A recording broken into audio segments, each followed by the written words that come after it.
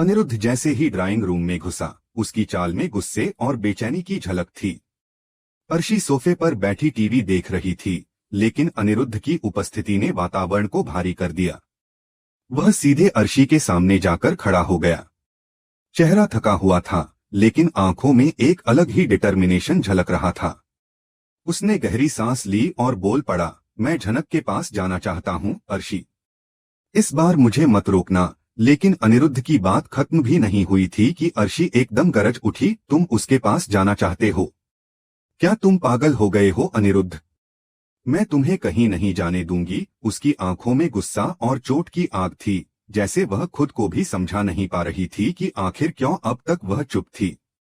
पहली बार अनिरुद्ध ने अर्शी की आंखों में आंखें डालकर अपनी बात रखी। देखो अर्शी, मैं तुमसे प्यार नहीं करता, मैं सिर्फ झनक से प्यार करता हूं। हर बार मैं चुप रहा, हर बार खुद को रोकने की कोशिश की, लेकिन अब नहीं। मैं झनक के साथ रहना चाहता हूं, उसी के साथ जीना चाहता हूं। अर्शी यह सुनकर और भी बिफर गई। उसने पास रखा फोन उठाया और एक वीडियो चला दिया। उस वीडियो में अनिरुद्ध और झनक की एक प्राइवेट मोमेंट रिकॉर्ड थी, जिसे देखकर अनिरुद्ध के चेहरे पर झटका साफ दिखा। अर्शी ने नफरत से भरी आवाज में कहा, सोचो अनिरुद्ध, तुमने कितनी नीच हरकत की है। यह सब करने के बाद भी मैंने कुछ नहीं कहा, सब कुछ बर्दाश्त किया, क्योंकि मैं तुम्हारी पत्नी हूं। लेकिन अब बहुत हो गया, अब मैं तुम्हें कहीं नहीं जाने दूंगी। दरअसल जब अनिरुद्ध गांव गया था, उसी दौरान यह क्लिप अर्शी के पास किसी तरह पहुंच गई थी। लेकिन तब उसने कोई प्रतिक्रिया नहीं दी, शायद इसलिए कि वह अपने भीतर एक आखिरी उम्मीद लिए बैठी थी कि उसका पति एक दिन सब ठीक कर देगा। मगर आज जब अनिरुद्ध ने खुलेआम झनक के पास जाने की बात की, तो अर्शी का धैर्य टूट गया। उधर अनिरुद्ध की आंखों में आंसू थे, लेकिन उसका फैसला साफ था। उसने कहा, तुम्हारे साथ रहना मेरे लिए एक सजा है अर्शी। झनक मेरी जिंदगी है, मेरी रूह है। तुम कभी समझ नहीं सकती उस दर्द को जो हमने सहा है। इतने में बाकी लोग भी आवाजें सुनकर इकट्ठा हो गए। शुभ, तनुजा, सृष्टि और अन्य सभी परिवारजन।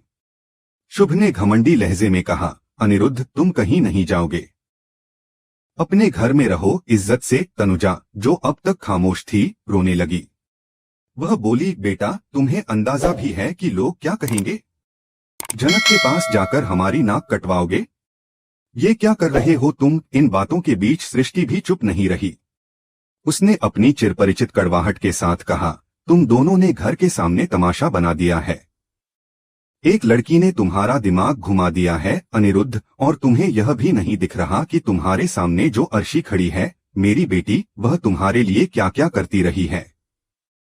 इसके बावजूद भी तुम झनक के पास जाने की बात कर रहे हो। तुम्हें शर्म नहीं आती? इस सब पर अनिरुद्ध का गुस्सा अब एक बर्फीले तूफान की तरह फट पड़ा। उसकी आवाज में ठहराव था, लेकिन शब्दों में ज्वालामुखी। अगर इज्जत का सवाल है तो पहले अपने घर का सच देखो। झनक ने किसी से कुछ नहीं लिया है, वह सब सहती रही चुपचाप। और आप सभी अपनी जवानी में क्या करते थे, यह भी आप खुद जानते हैं। दूसरों के पति छीनना, घर तोड़ना, ये सब क्या कम शर्मनाक है? आपकी बेटी ने भी वही किया है, लेकिन तब किसी ने कुछ नहीं कहा। अब जब मैं अपने लिए सही का चुनाव कर रहा हूं, तो आपको परेशानी हो रही है। कहते कहते वह सभी की बातों को अनसुना करता हुआ बैग लेने अपने कमरे की ओर बढ़ गया। पीछे से अर्शी की सिसकियां, तनुजा का विलाप और शुभ की चेतावनी भरी आवाजें आती रहीं, लेकिन अनिरुद्ध अब किसी की नहीं सुन रहा था। उसका मन अब सिर्फ झनक की ओर था। तभी अचानक उसका फोन वाइब्रेट हुआ। स्क्रीन पर मिमी कॉलिंग लिखा था। अनिरुद्ध ने कॉल उठाया और दूसरी तरफ से मिमी की रोती हुई आवाज सुनाई दी, अनिरुद्ध, झनक हॉस्पिटल में है, किसी ने उसे जहर दे दिया है। यह सुनते ही अनिरुद्ध के शरीर से जैसे सारा खून सूख गया हो। उसके होठ कांप उठे। क्या? किसने? कैसे हुआ ये सब? मैं तो अभी उसके पास ही आ रहा था। उधर मिमी की आवाज में घबराहट थी, हमें कुछ नहीं पता, सब बहुत जल्दी हुआ। डॉक्टर कह रहे हैं हालत नाजुक है। अनिरुद्ध के हाथ से फोन लगभग गिरते गिरते बचा। उसके चेहरे पर अब डर, गुस्सा और बेचैनी सब एक साथ उमड़ आए थे। वह बिना किसी को कुछ बताए सीधा बाहर की ओर भागा। अब वह कोई रुकावट नहीं सह सकता था। उसके लिए अब सबसे जरूरी बात सिर्फ झनक थी। वो झनक जो अकेले जहर से लड़ रही थी, और वो खुद जो इन झूठे रिश्तों से। घर के पीछे बची भीड़ में सब एक दूसरे की ओर सवाल भरी नजरों से देख रहे थे। कोई कुछ नहीं कह पा रहा था, लेकिन सबके मन में एक ही बात गूंज रही थी, अब क्या होगा? क्या झनक बच पाएगी? क्या अनिरुद्ध समय पर पहुंच पाएगा? और क्या यह परिवार टूटने से बच पाएगा? जवाब किसी के पास नहीं था। लेकिन एक बात साफ थी, तूफान अब घर के दरवाजे तक पहुंच चुका था। अनिरुद्ध कार की तरफ दौड़ रहा था, लेकिन उसके दिमाग में हर तरफ अंधेरा छा गया था। मिनी की आवाज अभी भी उसके कानों में गूंज रही थी, विलेज में किसी ने कुछ किया है, लेकिन इंटेंशन क्लियर नहीं है। हालत बहुत क्रिटिकल है। डॉक्टर कह रहे हैं कि शायद वो सरवाइव न कर पाए। यह सुनते ही अनिरुद्ध के कदम लड़खड़ा गए। उसकी सांसें तेज हो गईं। अंदर ही अंदर वो टूटने लगा। घर में खड़े सभी लोगों ने यह बातें सुन लीं। माहौल में एक भारीपन आ गया था। तनुजा सन्न रह गई और बड़बड़ाई, जहर? किसी ने झनक को जहर दिया। वहीं अर्शी अब भी अपनी हठधर्मिता पर अड़ी रही, यह सब नाटक है। सिर्फ अटेंशन चाहिए उस लड़की को, लेकिन अनिरुद्ध इस बार चुप नहीं रहा। वह पूरी ताकत से चीखा, बस करो अर्शी। तुम सबको सिर्फ अपनी इज्जत, बदनामी और झूठा अहम दिखता है। मगर मैं झनक के लिए सब कुछ छोड़ सकता हूं। सब कुछ। यह कहकर वह किसी की परवाह किए बिना सबको धक्का देता है और घर के बाहर निकल जाता है। उसके चेहरे पर दर्द, गुस्सा और मजबूरी एक साथ नजर आती है। वह अपना कोट पहनता है, कार की चाबियां उठाता है और जैसे ही गाड़ी में बैठता है, बैकग्राउंड में म्यूजिक का फास्ट बीट बजने लगता है। गाड़ी स्टार्ट होती है और वह वॉल्यूम फुल कर देता है ताकि किसी की आवाज उसके कानों तक न पहुंचे। लेकिन उसके दिल की आवाज अब भी उसके साथ थी, मैं उसे छोड़कर आया था। अगर अब देर हो गई तो मैं खुद को कभी माफ नहीं कर पाऊंगा। झनक, तुम प्लीज सही रहना। गाड़ी की हेडलाइट्स अंधेरे को चीरते हुए तेजी से निकल जाती है और कैमरा जूम करता है अनिरुद्ध की नम आंखों पर। दूसरी तरफ झनक का कमरा अस्पताल में सिसकियों और मशीनों की बीप से भरा हुआ था। झनक दर्द में चिल्लाती है और डॉक्टर परासार गंभीर आवाज में कहते हैं, पॉइजन क्रिटिकल लेवल पर पहुंच चुका है। अगर कुछ घंटों में रिएक्शन नहीं हुआ तो हम उसे नहीं बचा पाएंगे। वह झनक का हाथ थामे हुए खड़े थे। झनक की आंखें बंद थीं और उसकी सांसें कमजोर पड़ रही थीं। तभी नर्स धीरे से कहती है, बेबी की हार्ट बीट नॉर्मल है, लेकिन मां की कंडीशन क्रिटिकल है। डॉक्टर सिर झुकाते हैं और वहीं से पहली बार यह सच सामने आता है, झनक प्रेग्नेंट है। इस बात की भनक जैसे ही अनिरुद्ध को लगती है, वह हॉस्पिटल के गेट से भागता हुआ आईसीयू की ओर दौड़ता है। उसका चेहरा हवाइयों सा उड़ रहा होता है।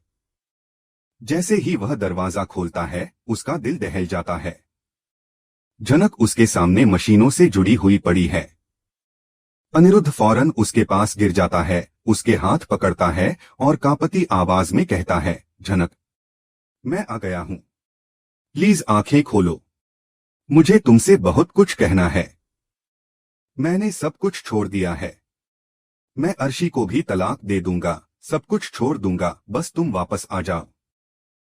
उसकी आंखों से आंसू बह रहे थे। वह झनक के माथे को चूमता है और खुद को उसकी सांसों से जोड़ने की कोशिश करता है। उसके शब्दों में इतनी सच्चाई और ममता थी कि झनक की पलकों में थोड़ी हलचल होती है। उसके हाथ में थोड़ी हरकत होती है। अनिरुद्ध को उम्मीद की एक किरण नजर आती है।